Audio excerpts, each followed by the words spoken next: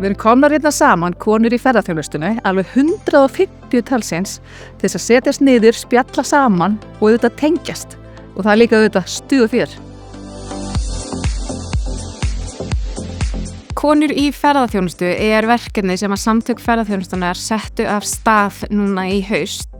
Markmið verkefnisins er að skapa vettvang fyrir konur í greininni þar sem að þær geta hist, styrkt tengslanet sitt og svona sýnt hver annarri samstöðu. Þetta á að vera vettvangur fyrir fræðslu, innblástur og hvatningu og ekki síst til að styrkja konur til frekari þátttöku og forystu í atvinnugreininni.